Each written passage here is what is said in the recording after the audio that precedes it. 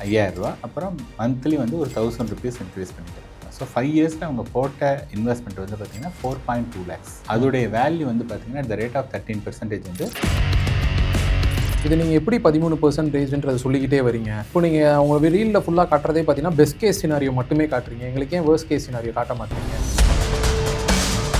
நீங்கள் சொல்கிறீங்களே அந்த ₹5000 ஒருத்தர்னால முடியாதா அப்படின்னு. அந்த 5000 கூட முடியாதுன்னு நினைக்கிறவங்க ஒரு கார் வாங்கணும், ஒரு வீடு வாங்கணும்ட்டு ரூ. 5000 கூட சேர்த்து வைக்காத ஒருத்தர்னால எப்படி அதெல்லாம் வாங்க முடியும்? ₹1,00,000 என்ன அதுக்கு வேல்யூ அப்படின்னா, இதே ஆள் வந்து இவர்கிட்ட போனால் நம்ம வாழற காலத்தில் வந்து என்னடா சேர்க்கணும்னு சொன்னால், இவர் வந்து என்னுடைய பையனுக்கு அடுத்ததில் இருக்கான், இன்னும் நான் 40 வயசு 50 வருஷத்தில் நான் உயிரோடு இருப்பேன் என்ன தெரியல. சில பேர் வந்து ரொம்ப கஷ்டப்பட்டு பயங்கரமாக ஒரு பெரிய வீடு இதெல்லாம் இது பண்ணுவாங்க. பை த டைம் வந்து அவங்க என்ஜாய் பண்ணுறதுக்குள்ளே அவங்க இறந்து போயிடுவாங்க. வணக்கம் சார். வணக்கம் கேஷவ் சார். நீங்கள் இன்ஸ்டாகிராமில் ஒரு ரீல் பேசியிருந்தீங்க சார். கிட்டத்தட்ட ஒரு 60 லட்சம் பேர் மேலே அதை பார்த்துருந்தாங்க. நிறைய கமெண்ட்ஸ் வந்துருந்துச்சு. ஸோ அதுலேருந்து ஒரு சில கொஸ்டின்ஸ் தான் சார் உங்களுக்கு எடுத்துகிட்டு வந்திருக்கேன். ஃபஸ்ட்டு அந்த ரீல் என்னென்னு எங்களுக்கு சொல்லிடுங்க சார். ஏன்னா நீங்கள் இந்த ரீல் என்ன சொல்லிங்கன்னா ஒரு 5000 நீங்கள் இன்வெஸ்ட் பண்ணணும், 5 இயர்ஸ்க்கு இன்வெஸ்ட் பண்ணால் மட்டும் போதும், மீதி எல்லாமே அதுவே பார்த்துக்கும், நீங்கள் வந்து வருஷம் வந்து ஒரு ₹1,00,000 கிட்ட பென்ஷன் எடுத்துக்கலாம் அப்படின்னு சொல்லியிருந்தீங்க. அந்த ரீலை ஃபஸ்ட் எக்ஸ்பிளைன் பண்ணிடுங்க சார். ஓகே. ஸோ அதில் நான் என்ன பேசியிருந்தேன்னா, ஒருத்தருக்கு வந்து 25 வயசு அப்படின்னு நம்ம எடுத்துக்கிட்டோன்னா நெக்ஸ்ட்டு 5 இயர்ஸ் அவங்களுடைய 30 வயசு வரையும் என்னென்னா மாதம் ரூ. 5000, அப்புறம் மந்த்லி வந்து ஒரு ₹1000 இன்க்ரீஸ் பண்ணிக்கிறோம். ஸோ 5 இயர்ஸ் மட்டும்தான் அவங்க இன்வெஸ்ட் பண்ணுவாங்க. ஸோ 5 இயர்ஸில் அவங்க போட்ட இன்வெஸ்ட்மெண்ட் வந்து பார்த்திங்கன்னா 4.2 lakhs. அவ்வளோதான். அதோடைய வேல்யூ வந்து பார்த்திங்கன்னா at the rate of 13% வந்து 5.72 lakhs இருக்கும். அதுக்கப்புறமா அதாவது 30வது வயசு முடிஞ்சதுக்கப்புறமா நெக்ஸ்ட்டு 30 இயர்ஸ் வந்து அந்த மணியை தொடக்கூடாது. ஸோ நம்ம என்ன பண்ணுறோன்னா அந்த மணியை வந்து வளர்கிறதுக்கு விடுறோம். ஸோ 31லேருந்து 60 வயசு வரையும் அந்த 5.72 lakhs வந்து at the rate of 13% வந்து பார்த்திங்கன்னா அது வந்து 2.24 crores வரையும் அது வந்துடுது. ஸோ இந்த 2.24 crores வந்துருச்சு அப்படின்னதுன்னா 60வது வயசில் the next 40 years. ஸோ இந்த 61வது வயசுலேருந்து 100 வயசு வரையும் அவங்க வந்து மாதம் ₹1,00,000 அது வந்து பார்த்திங்கன்னா எவ்ரி இயர் வந்து 5% இன்க்ரீஸ் பண்ணிகிட்டே எடுத்துக்கலாம். ஏன்னா இன்ஃப்ளேஷன் அட்ஜஸ்டடாக எடுத்துக்கணும். அப்படி பார்த்தோன்னா அவங்க எடுத்த அமௌண்ட் மட்டும் ₹15 கோடி கிட்ட, மீதி வந்து பார்த்திங்கன்னா அவங்கள்ட்ட வந்து ஒரு 5.5 crores இருக்கும். ஸோ இதுதான் வந்து அந்த கான்செப்ட். இதில் வந்து என்னத்துக்காக அதை மெயினாக சொல்லணும்னா, நிறைய தடவை என்கிட்ட சொல்கிறவங்க வந்து சார் ரொம்ப வருஷம் போடுன்னு சொல்கிறீங்க, எங்களால் அவ்வளோ வருஷம் போட முடியாது, கொஞ்சம் வருஷம் மட்டும் போட்டுட்டு நான் கொஞ்சம் வெயிட் பண்ணுறோம் அப்படின்னு சொன்னதுனால இந்த ஒரு ஸ்ட்ராட்டஜியை அதை பற்றி பேசியிருந்தேன். Okay sir. ஆனால் நான் கமெண்ட்ஸில் பார்க்குறப்போ எல்லாருமே எவ்வளோ பாசிட்டிவாக சொல்கிறப்போ இன்னொரு சைடு என்ன கேள்வி கேட்டிருந்தாங்க அப்படின்னு பார்த்தீங்கன்னா, இதை நீங்கள் எப்படி 13%ன்றதை சொல்லிக்கிட்டே வரீங்க. ஏன்னா இப்போ நீங்கள் உங்கள் ரீலில் ஃபுல்லாக காட்டுறதே பார்த்தீங்கன்னா பெஸ்ட் கேஸ் சினாரியோ மட்டுமே காட்டுறீங்க. எங்களுக்கு ஏன் வேர்ஸ்ட் கேஸ் சினாரியோ காட்ட மாட்டீங்க? இப்போ ஒரு வேளை நாங்கள் இப்போ வர காலங்களில் நிறைய தடவை பார்த்தீங்கன்னா மார்க்கெட் ஃபால் நாங்கள் நிறைய பார்த்துக்கிட்டே இருக்கோம். நல்லா மேலே போகுது. இன்னும் வந்து செப்டம்பரில் தொட்ட பீக்கே இன்னும் தொடுறது கொஞ்சம் கஷ்டப்பட்டுக்கிட்டு இருக்குது. ஸோ இந்த மாதிரி நிலமையில் இருக்கப்போ நீங்கள் எப்படி 13% சொல்கிறீங்க? அப்போ ஒரு 8% கிட்ட வந்துட்டால் என்னோட கார்பஸ் என்ன ஆகும் அப்படின்ற கேள்விகள்லாம் வருது. இதுக்கு என்ன சொல்வது? கண்டிப்பாக. ஃபர்ஸ்ட் ஆஃப் ஆல் நான் வந்து என்ன சொல்கிறேன்னா, என்னுடைய என்ன ரீல் ஆர் எந்த வீடியோ பார்த்தாலும் எதுலையாவது நான் ஷார்ட் டேர்ம்னு பேசியிருக்கேன்னா? இல்லை, பேசினது. நான் பேசியிருக்கிறது எல்லாமே long term. So long term அப்படிங்கிறது ஒரு 5, 10, 15, 20 இயர்ஸ் அந்த மாதிரி தான் வந்து நம்ம பேசுகிறோம். ஸோ இந்த லாங் டேர்மில் வந்து பார்த்திங்கன்னா இந்த 13% கிடைக்கிறதுக்கான சாத்தியக்கூறுகள் அதிகம். ஓகே. இப்போ நீங்கள் சொன்னீங்க கொஞ்சம் நேரத்துக்கு முன்னாடி, சார் இந்த லாஸ்ட்டு 1.5 years செப்டம்பர்லேருந்து மார்க்கெட் இன்னும் கீழே வந்திருக்கு, ஒன்றும் பெருசாக வரல அப்படின்றீங்க. நான் 2 நாளைக்கு முன்னாடி ஃப்ரைடே அன்றைக்கி ஐ posted one data on Twitter, எக்ஸில் போட்டிருக்கேன். அதில் என்ன போட்டிருக்கேன்னா, லாஸ்ட்டு 3 இயருடைய ரிட்டர்ன், 5 இயருடைய ரிட்டர்ன், 7, 10, 15, 20, 25 எல்லா வருஷத்துக்கான ரிட்டர்ன் போட்டிருக்கேன். எல்லாமே 15%க்கு மேலே தான்.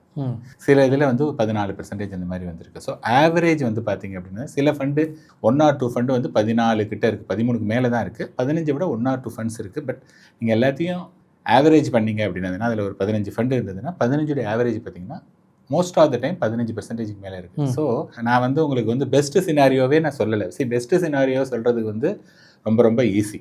என்னுடைய அப்ஜெக்டிவ் வந்து பெஸ்ட்டு சினாரியோ உங்கள்கிட்ட சொல்லி நீங்கள் வந்து இன்வெஸ்ட் பண்ணணுங்கிறதே கிடையாது.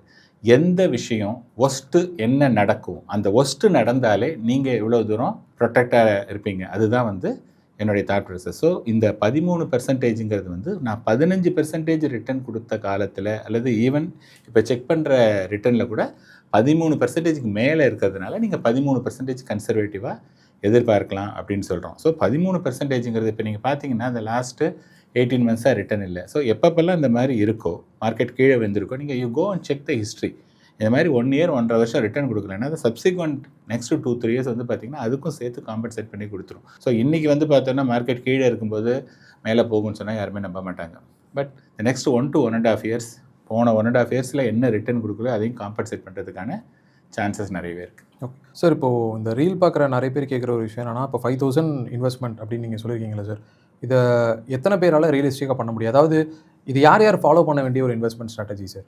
என்னை பொறுத்தவரை என்னென்னா 5,000 ருபீஸ் அப்படிங்கிறவங்க வந்து ஒரு மிடில் கிளாஸ். மிடில் கிளாஸ்னால் நான் எப்படி டிஃபைன் பண்ணுறேன்னா, ஸோ நிறைய பேர் நிறைய விஷயத்தில் டிஃபைன் பண்ணலாம். ஸோ ஒரு மிடில் கிளாஸ் அப்படின்னு சொல்கிறது வந்துன்னா அந்த ஃபேமிலியோட income, okay, either single earning பர்சனாக இருக்கலாம், ஒரு மென் மட்டும் ஏர்ன் பண்ணுறதா இருக்கலாம், அல்லது மென் அண்ட் விமன் 2 பேரும் ஏர்ன் பண்ணுறதா வச்சுக்கலாம். இந்த மாதிரி இருக்கக்கூடிய அந்த ஃபேமிலியோட இன்கம் யார் யாருக்கெல்லாம் வந்து ஒரு 40,000லேருந்து 50,000 ருபீஸ் இருக்கோ அவங்கனால இந்த 5,000 ருபீஸை கண்டிப்பாக எடுத்து வைக்க முடியும். ஓகே, இது வந்து ஒன்று. நான் என்ன சொல்ல வரேன்னா, இப்போ நீங்கள் வந்து என்ன சொல்கிறீங்க, ஒரு செட் ஆஃப் பீப்புள் சார் இதுவே எனக்கு இல்லை அப்படின்னு சொல்கிறாங்க. இன்னொரு செட் ஆஃப் பீப்புள் வந்து நான் கேட்குறது வந்து பார்த்திங்கன்னா, சார் எப்போ பார்த்தாலும் நீங்கள் வந்து யூ ஆர் ஒன்லி அட்ரஸிங், ரொம்ப கம்மியாகவே சொல்லிட்டு இருக்கீங்க, பெரிய அமௌண்ட்டே சொல்லலை அப்படின்னு சொல்லிட்டு ஒரு சில பீப்புள் இருக்காங்க. ஸோ நான் அதனால தான் வந்து என்ன பண்ணியிருக்கேன்னா, அவங்களையும் திருப்திப்படுத்தணும், காமன் மேனையும் திருப்திப்படுத்தணும். இன்றைக்கி 5,000 ருபீஸுங்கிறது டெஃபினட்டாக முடியும். நீங்கள் சொல்கிறீங்களே அந்த 5,000 ருபீஸ் ஒருத்தர்னால முடியாதா அப்படின்னு, அந்த 5,000 கூட முடியாதுன்னு நினைக்கிறவங்க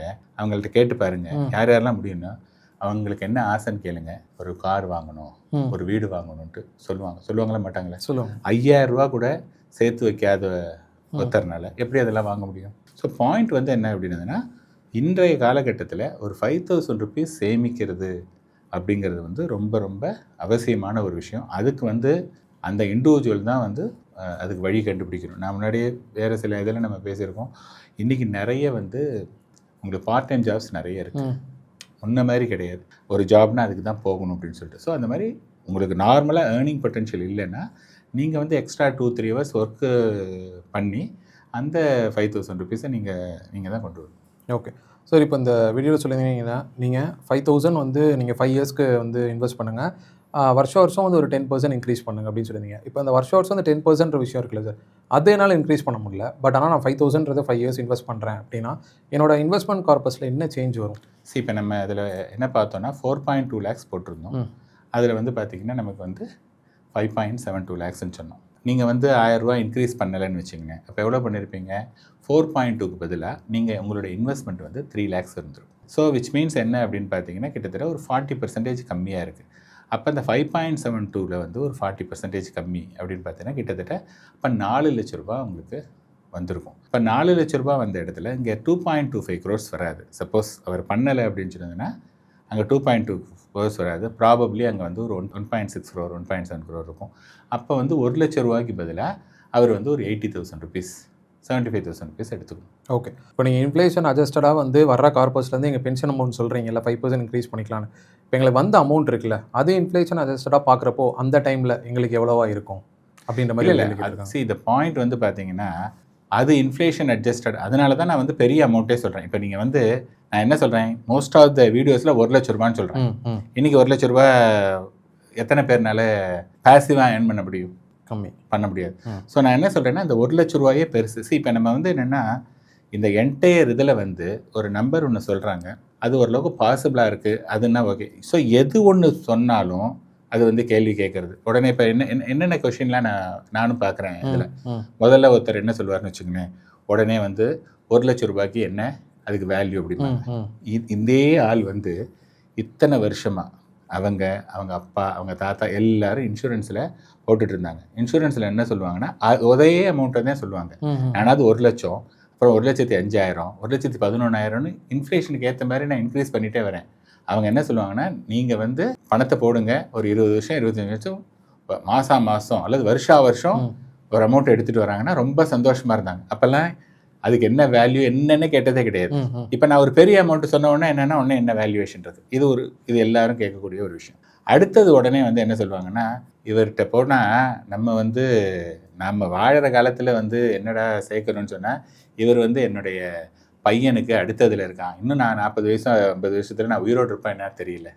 இப்போ நான் என்ன சொல்கிறேன், ஒன்று நீங்கள் நிறைய இன்வெஸ்ட் பண்ணுங்கள், நீங்களே இன்றைக்கே என்ஜாய் பண்ணணும் அப்படின்னா நீங்கள் நிறைய இன்வெஸ்ட் பண்ணணும். அப்போ என்ன சொல்கிறீங்க, நீங்கள் அவ்வளோ இன்வெஸ்ட் பண்ணணும்னு சொல்கிறீங்க, எனக்கு சம்பளமே கம்மியாக தான் இருக்குது அப்படிங்கிறீங்க. சம்பளம் கம்மியாக இருந்ததுன்னா நீங்கள் இந்த அமௌண்ட்டு இன்வெஸ்ட் பண்ணுங்கள். ஸோ தட் நீங்கள் பின்னாடி தான் வரணும்னா அப்போ வந்து என்ன சொல்கிறீங்க, எனக்கு வந்து பயனே கிடையாது, அடுத்த ஜென்ரேஷனுக்கு தான் பயன் அப்படின்னு சொல்கிறீங்க. ஸோ நான் என்ன சொல்ல வரேன்னா, எந்த ஒரு இன்வெஸ்ட்மெண்ட்டாக இருக்கணும், அது எந்த ஒரு விஷயமே வந்து பார்த்தோன்னா, நம்ம ஒரு விஷயத்த பண்ணிகிட்டே இருக்கோம். பண்ணும்போது சில சமயம் அதோடைய பயனை வந்து நம்மளே அடையிறோம்.